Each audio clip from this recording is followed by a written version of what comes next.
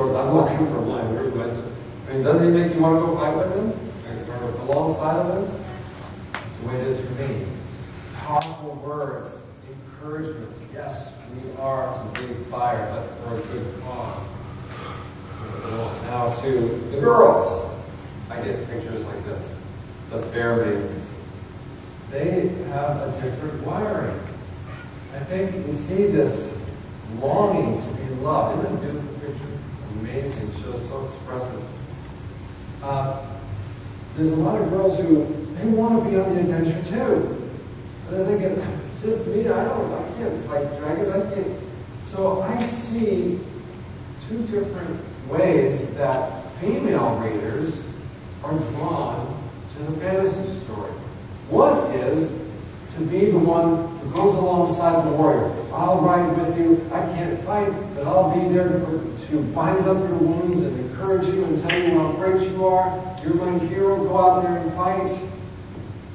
And then, if the hero gets hurt and he's down and he's dropped his sword and here comes the bad guy, and the girl's looking, what does she do?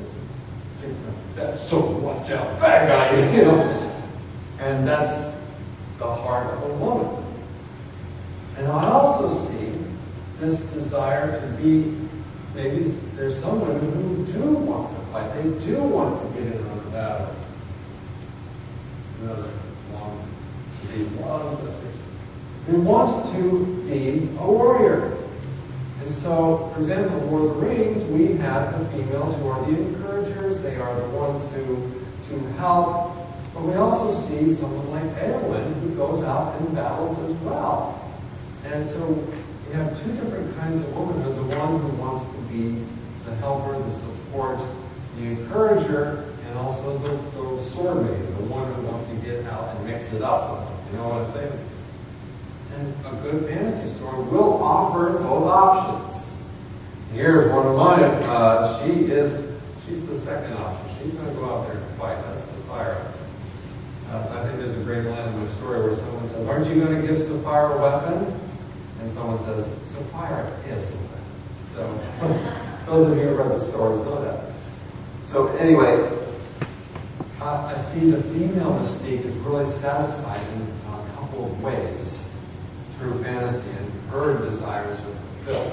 Both the one who wants to be support and the one who wants to go out there and fight. So, what are the characteristics of positive fantasy? There might be more than these, but these are some of the basic ones that I figured out. First, there's a clearly defined good and evil. A lot of stories will try to blur what's good and what's bad. They'll try to make good look dark or evil to look good and confuse the reader to not be able to figure out what to do and what is right and what is wrong. They might create false dilemmas. And we want to in order to help, especially young readers, to figure out their own lives, we want to be able to identify, here's what's good, here's what's right to do, and here's what's evil and what's wrong to do. And see those examples again and again and again and help them, because usually, it's not always true, and usually in our lives, what's right to do and what's wrong to do is pretty clearly defined. To be selfless and loving and helpful and comforting is right, and to be hurtful and hateful and and it's wrong. Usually life's like that.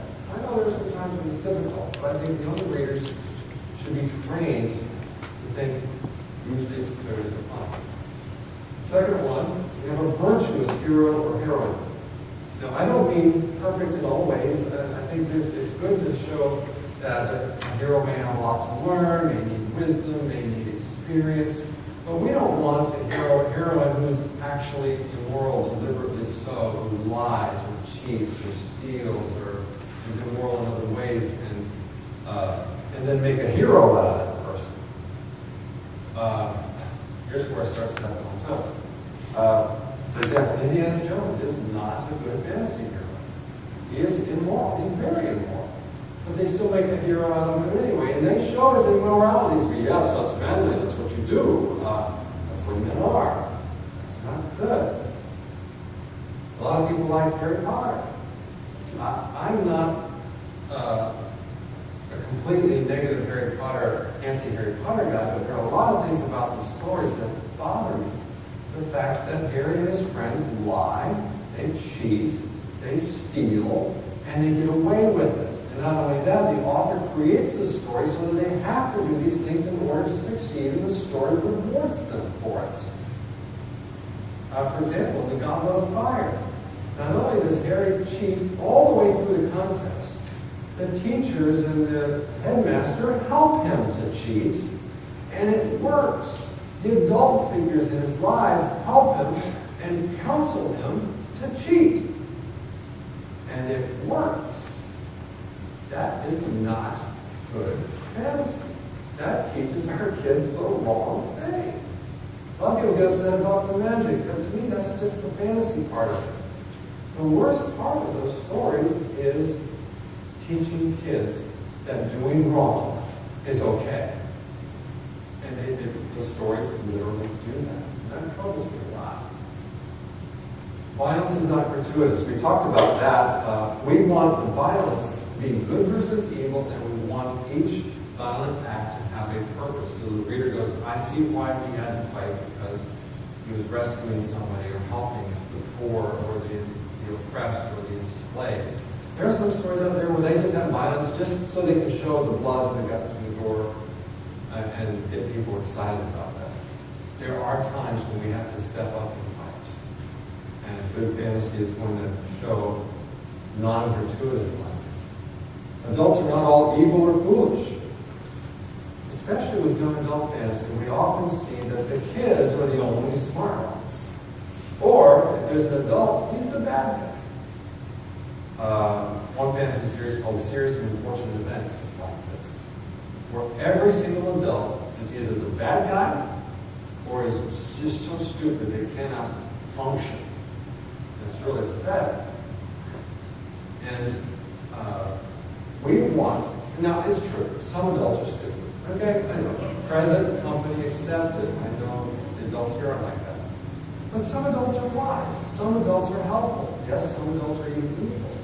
If a fantasy story will show a realistic mix of that, and the teenager or child hero has to learn to discern who is trustworthy, who is wise, who is not wise, who is evil, who is good.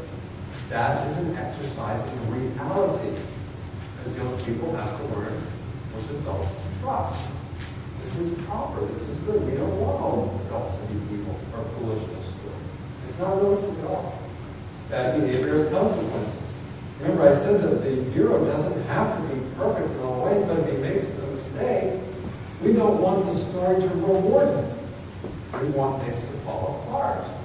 I have that happen in my book, The Candlestill. My character Billy knows he's not supposed to turn the page of this prophetic book, but he's overcome by the temptation, turns the page, and whoa, does everything fall apart for him. He gets kidnapped and thrown in the trunk, and he suffers terribly because of this bad mistake that he made. Bad choices have consequences. We want to see that in a good story. God figures are likable and good. We want representations for God to be trustworthy, not capricious, not someone that you can't count on. Aslan in the Chronicles of Narnia is a godlike figure, and he is good, he's noble, he's trustworthy. Most of my books have the real God, the biblical God, and I always show him to be wise and trustworthy. There are stories that aren't like that. For example, Philip Pullman's series, His Dark Materials. In that story, God is oppressive, he's a doddering old fool, and the heroes are supposed to kill him. And in the third book, they succeed, and when they kill God, they're all set free from their oppression. That's a fantasy series. That's not good. We don't want that. Although Pullman happens to be an atheist, and he wants to show that there really is no God and make it as bad as he can in his stories. So this is the kind of, this is a list of ways that you can tell good, positive fantasy from fantasy that isn't good for our kids. So it's important because I think fantasy is valuable. I think it can do wonderful things for readers. But if they get hold of the wrong fantasy, fantasy that teaches core values, then they've opened and expanded their minds to draw in bad in it. So it can be very dangerous. Just as much as good fantasy can be very positive, encouraging, and helpful. Well, let's see if we have any questions on fantasy and on my books, being an author, or maybe you have something to ask Amanda. Yes? What do you think of the Twilight series? I think that's going to keep it very colorful. Comparison. Well, first, do we have any Twilight lovers here? I don't know Twilight. You do? All right, close your ears. Twilight is pure poison. It is absolutely pure poison. I read through 220 pages of it, and I was getting nauseated. I could not take it anymore. Bella is just, her goal in life is to have a beautiful boyfriend. And she finds this vampire, what is he, 100 years old? I mean, we're talking pedophilia here. And he even tells her, I'm dangerous, so I will hurt you. I don't care, I love you. I mean, what kind of lesson is this for girls? What? Yes, it is horrible. It is a terrible message for girls to go after forbidden love at the risk of your own life, obsessions and infatuations and pure lust. The books are filled with it. It is pure poison. I call it pornography for girls. That's really, it is. And I know a lot of people love Twilight, and I think it's probably the most dangerous popular series that we have out there. Yeah, I went to the first movie, and I'll tell you, with an audience who's got a lot of money and laughed, so I was laughing at just how preposterous it was, and the script was so bad in the first movie that when I laughed, I wasn't alone. Okay, well, I know I step on toes with my opinions. Oh, they're my opinions. Is that bad? Yeah, they are my opinions, and they get for what it's worth. But I've watched a lot of, especially young women whose minds are being poisoned by that story. It is dangerous stuff. Yes. Just along those lines, I've been trying to grapple with why that's movie. What is it about these fantasy stories that are not good fantasy stories? Why is that even appealing to somebody if you get into a couple of chapters? It's difficult for me because it's also very poorly written stuff. The writing isn't good. The character development is terrible. They do things without motivations. It's just bad storytelling. I don't get it myself. I couldn't take it anymore after page 220.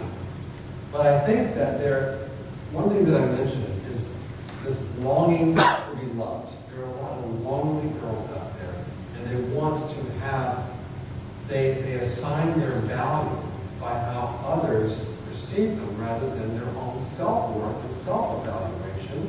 And they think the only way to achieve this gratification is through the eyes of another person. So that's how they value themselves, based on how they're perceived.